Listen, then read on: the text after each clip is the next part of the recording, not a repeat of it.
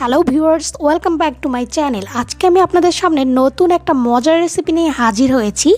আজকে আমি আপনাদের তৈরি করে দেখাবো বুটের ডাল আর মাছের মাথা দিয়ে অসাধারণ একটা রেসিপি।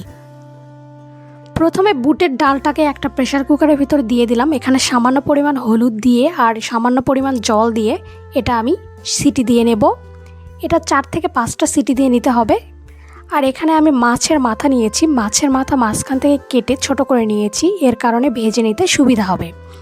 নুন হলুদ দিয়ে মাছের মাথাটা খুব সুন্দরভাবে মেখে নিতে হবে। এরপর একটি কড়াইয়ে পরিমাণ মতো তেল দিয়ে এখানে মাছের মাথাগুলো দিয়ে দেব। সুন্দরভাবে উল্টে পাল্টে মাছের মাথাগুলো ভেজে নিতে হবে। মাছের মাথাগুলো ভাজা হয়ে গেছে, এবার এটা উঠিয়ে নেব। এবার একই কড়াইয়ের ভিতরে আমি কিছু গোটা মশলা দিয়ে দিলাম। এখানে দারচিনি, 2টা সাদা এলাচ আর তেজপাতা দিয়ে দিলাম। সাথে 2টা শুকনো মরিচ মাঝখান থেকে ভেঙে নিয়েছি, ওইটাও দিয়ে দিলাম।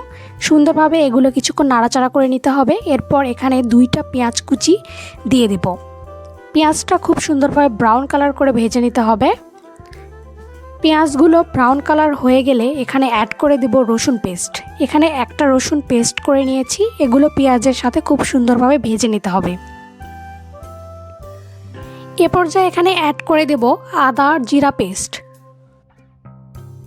আদা জিরা দেওয়ার পর এটা খুব সুন্দরভাবে আরও কিছুক্ষণ কষিয়ে নিতে হবে, তাহলে আদার যে গন্ধটা রয়েছে সেটা চলে যাবে।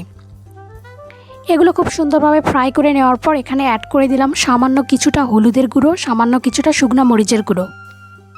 2 মিনিট সব কিছু একসাথে খুব সুন্দরভাবে নাড়াচাড়া করে নিতে হবে। এগুলো ভালোভাবে নাড়াচাড়া করে নেওয়ার পর এখানে অ্যাড করে দেব আগে থেকে সেদ্ধ করে রাখা বুটের ডাল। বুটের ডালটা এখন খুব সুন্দরভাবে মশলার সাথে কষিয়ে নিতে হবে।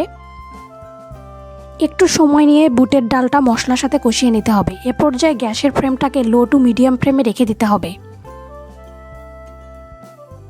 3 থেকে 4 মিনিট বুটের ডালটা মশলার সাথে কষিয়ে নেওয়ার পর এখানে অ্যাড করে দেব আগে থেকে যে মাছটা ভেজে রেখেছিলাম, সেটা একটু আধা ভাঙা করে নিয়েছি, ওটা এর ভেতরে অ্যাড করে দিলাম।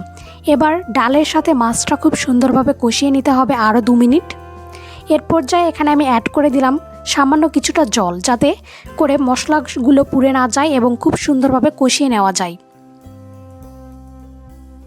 আপনারা এখনও যারা আমার চ্যানেলটি সাবস্ক্রাইব করেনি তারা প্লিজ আমার চ্যানেলটি সাবস্ক্রাইব করে ফেলুন। জল শুকিয়ে গেছে, খুব সুন্দরভাবে সবগুলো উপকরণ কষিয়ে নেওয়া হয়ে গেছে। এ পর্যায়ে এখানে আমি অ্যাড করে দেব টেস্ট অনুযায়ী লবণ। এবার এখানে আমি অ্যাড করে দেব পরিমাণ মতো জল।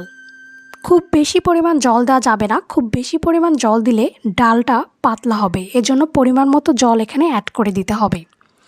জল অ্যাড করে দেওয়ার পর এটা ঢাকা দিয়ে রান্না করতে হবে আরও 5-6 মিনিট। এটা 5-6 মিনিট ঢাকা দিয়ে রাখার পর ঢাকনাটা উঠিয়ে এবার এখানে অ্যাড করে দিলাম 2টা কাঁচামরিচ, এটা ফ্লেভারের জন্য। কাঁচামরিচ দেওয়ার পর এটা আরও 5 মিনিট ঢাকা দিয়ে রান্না করে নিয়েছি। দেখুন ডালটা কতটা ঘন হয়েছে।